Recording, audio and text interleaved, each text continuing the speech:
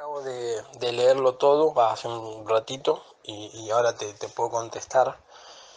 Eh, Coincido, obviamente, con los mensajes de la carta, pero yo quizás no tengo una postura tan neutral al respecto, pero sí voy a tratar de darla, eh, la postura.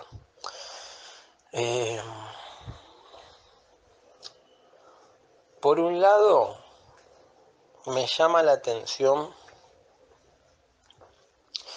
que teniendo la posibilidad de tener un candidato a presidente provida, cristiano y evangélico, hayan iglesias alrededor de todo el país que se levanten en contra.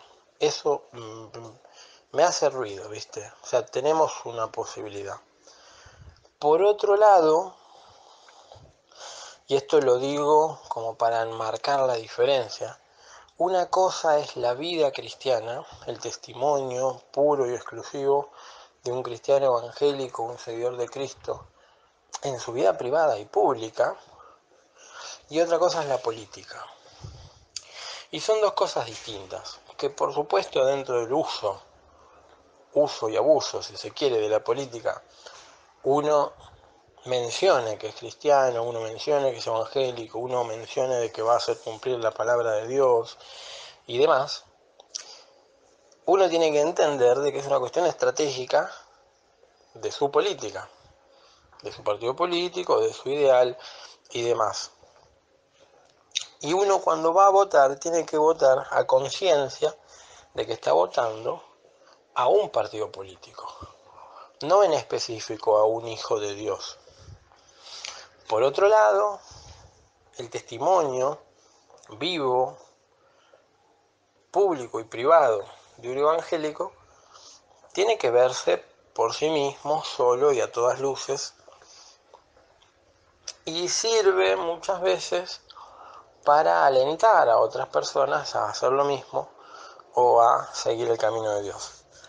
Pero, y esto es algo de lo cual yo una vez se lo dije a una, no tiene nada que ver este tema, pero te lo voy a mencionar, se lo dije a una hermana en Cristo de Córdoba, que ella me contó de que otra persona le contó sobre otra persona más, que esa otra persona más le había dado muy mal testimonio por su accionar. Y, vamos a decir así, A, B y C. A es mi amiga, me contó, mi compañera, mi colega, hermana en Cristo, que B le había contado sobre C. Y B le dijo, yo tengo un muy mal testimonio de C. Y le contó el mal testimonio de C, algo que había hecho C. Pero B le contó a A lo que había hecho C, contándole de el mal testimonio que había hecho C. Y yo le conté a A, le respondí, y le dije, mira, el testimonio es personal. Uno da buen testimonio o mal testimonio con sus acciones, con lo que dice, con cómo vive, con el ejemplo y demás. Pero es uno el que da el testimonio. Uno siempre con sus acciones da un testimonio. Entonces, que B te haya dicho, no sabes, el mal testimonio de la vida de C, lo único que refleja es que B está dando un mal testimonio de cómo es como cristiana, porque está contando el chimento de C.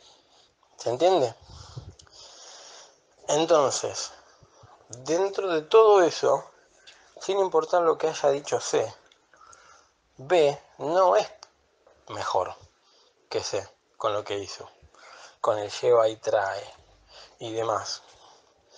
Entonces, una persona que cuenta del mal testimonio de otra, lo único que está demostrando es su mal testimonio, por contar el mal testimonio de otro. Por eso digo, hay que tener cuidado. Hay textos bíblicos que dicen, no juzguéis o seréis juzgados, y hay textos bíblicos en los cuales Dios aborrece este lleva y trae entre los cristianos.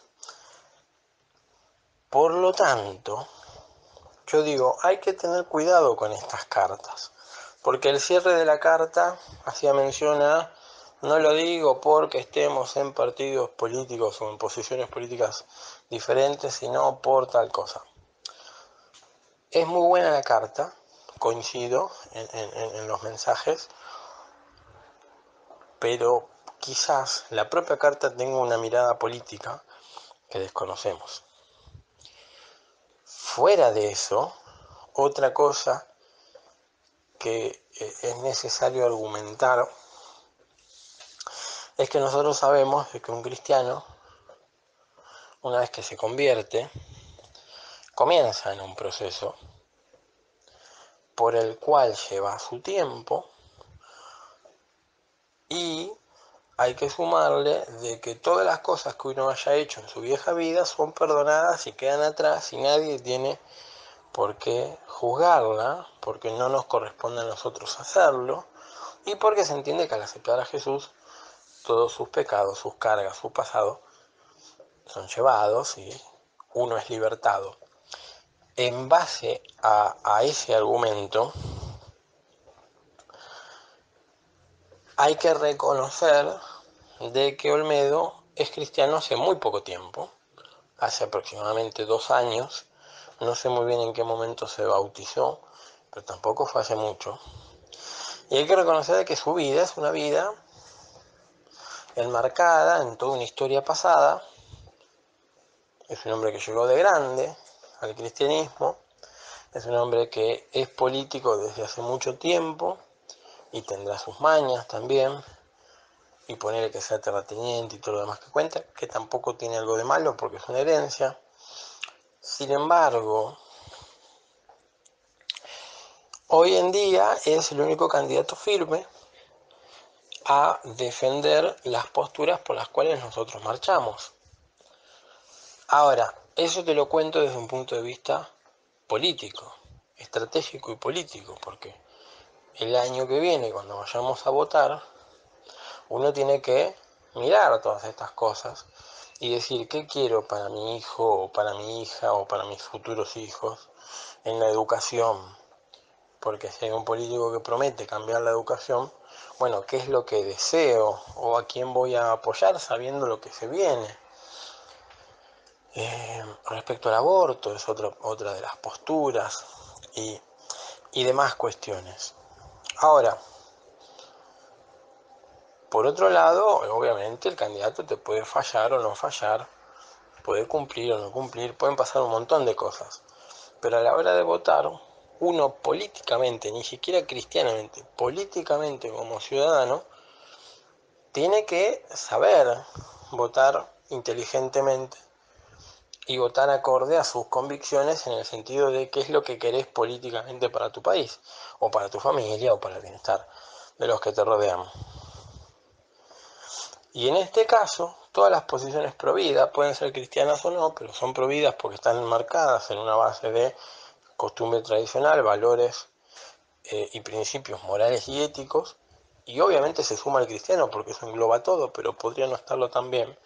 Dentro de la postura pro vida de la política, bueno, él es el candidato más firme. Entonces uno a la hora de votar tiene que evaluar eso. Después, si es un buen cristiano o no es un buen cristiano, no debería ser el argumento para políticamente elegir un candidato o no. ¿Se entiende a lo que estoy tratando de llegar? Entonces, por supuesto que uno tiene que cambiar su vida, y para eso están los pastores, para encaminar a las ovejas y a tratar de ayudarlos a cambiar su forma de ser, su manejo, las palabras, la manera de decir las cosas y demás. Pero hay que tener en cuenta de que hay cristianos que llevan toda una vida viviendo, 50 años predicando y sirviendo a Dios, como este pastor de la carta, y hay otros que llevan 2 años nada más de convertidos, con toda una vida pasada en el mundo y con todas las tentaciones que la política te haya podido generar y te siga generando. Entonces, es complejo el tema, pero yo no me animo a cuestionarlo o a juzgarlo. No me animo ni siquiera a ponerme a plantar o plantear las posiciones de si está bien votar o no a un cristiano que no es muy bueno en su vida cristiana, porque no creo que me corresponda. Me parece que mi posición como ciudadano es elegir a alguien que vaya acorde a las políticas que yo pretendo para mi país, para mi familia, para mi entorno.